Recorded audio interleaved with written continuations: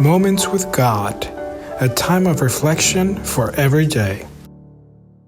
January 21st, Seeking Heavenly Treasure. Set your mind on things above and not on the things of this earth. Colossians 3:2. Within the hearts of men, there is a longing to obtain something that is not in their possession, and by force of habit, they have directed every thought and every purpose with the objective of making provision for the future. And as age advances, they show more desire to acquire as much as possible. The Bible mentions that where your treasure is, there your heart will be also. Therefore, if my desires and my most precious treasure is to live with Christ in heaven and receive all the inheritances of glory, then my heart will also be dedicated to those things that have to do with eternity. Obviously, the hearts of Christians should be in the return of the Lord to earth, in that blessed event that will put an end to all pain and death, in that day when we will be transformed into immortals. The world will never believe that you are fervent in your faith until you speak less about temporal things and more about the realities of the eternal world. Where then is our heart? Where are our eyes looking? Doesn't the treasure we seek have to do with the glories of the heavenly kingdom?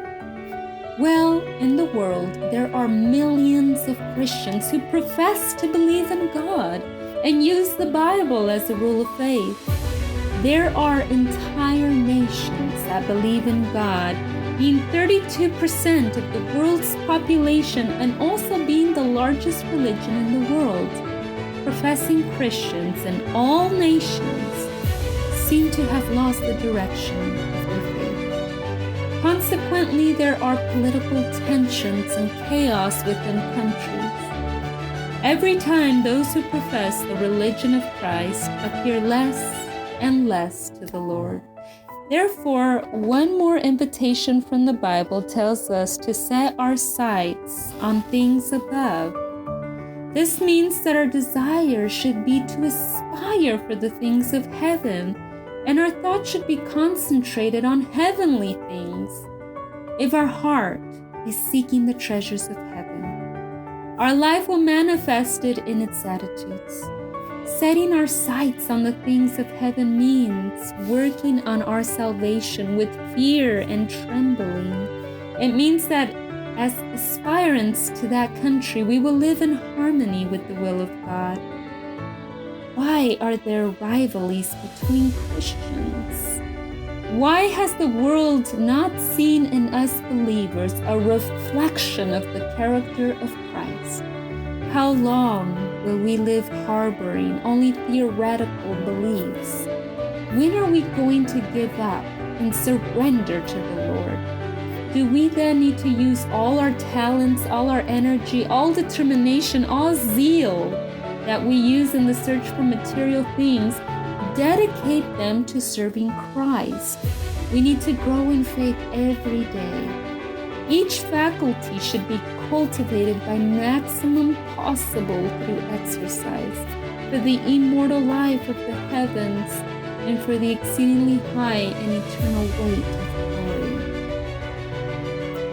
Just as there is effort and will to achieve material things, so we should strive for spiritual things. The Bible states in the book of Proverbs, if you search for it like silver and search for it like treasures, then you will understand the fear of the Lord and find the knowledge of God.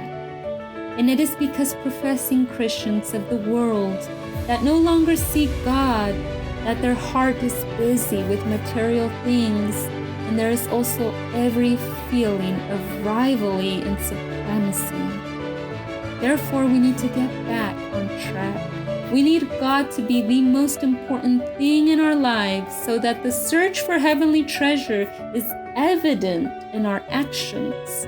We need to go every day to the feet of Jesus and contemplate Him and the beauty of His holiness, and learn from Him the meekness of His heart. Amen. Thank you for listening to this audio. We invite you to share with your contacts and visit the website BibleWell.com.